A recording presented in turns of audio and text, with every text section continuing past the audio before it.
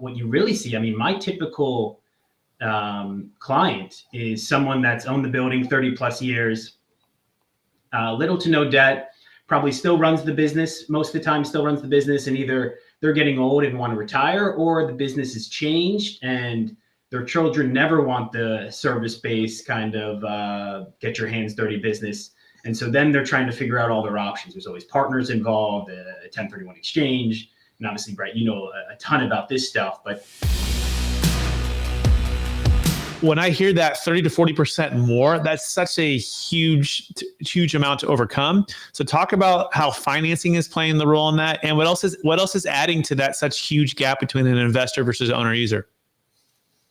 Yeah, I think the biggest thing is the supply and demand efficiency. So kind of what I talked about before is how a lot of this stuff has been, a lot of the industrial product has been redeveloped into residential, except there's service businesses that are very well capitalized in New York City that need more space and they don't want to lease. And a lot of these businesses have been around for a long time. So they kind of started, 30 plus years ago. They have an incredible amount of equity and they're able to tap into that equity and buy buildings all cash. On top of that, you're right. I mean, SBA financing is very favorable, and financing as a small business is more favorable than somebody looking at an investment perspective. So the dynamics of Brooklyn industrial real estate is that we've seen appreciation, especially sub 5 million, much faster than what we've seen for rents in industrial buildings.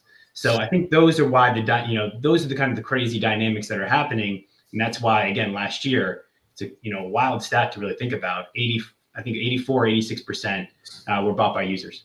It kind of feels like these owner users have more to lose in the sense that they have 20, 30, 40 years of family legacy, family business, service, deep relationships, within that particular area or niche that they're doing, right? And they're serving.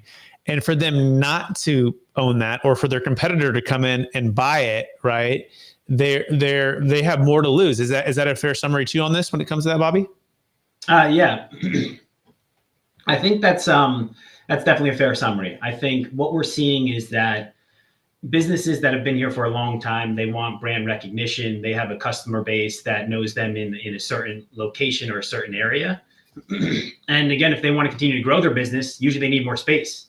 They need to have more materials in the neighborhood, or they need to have a bigger retail presence. And so all that really encompasses is that a massive user demand with a diminishing supply. And what you really see, I mean, my typical client is someone that's owned the building 30 plus years, little to no debt, probably still runs the business, most of the time still runs the business, and either they're getting old and want to retire, or the business has changed and their children never want the service-based kind of get your hands dirty business. And so then they're trying to figure out all their options. There's always partners involved, a 1031 exchange. And obviously, Brett, you know a ton about this stuff, but that's what I really enjoy the most is I'm often acting as a therapist, a friend, and a broker. Because usually it's never black and white. There's always a ton going on, and tailoring those best solutions I find really satisfying, and figuring out the best next steps is something I really enjoy about this kind of particular asset type and market dynamic.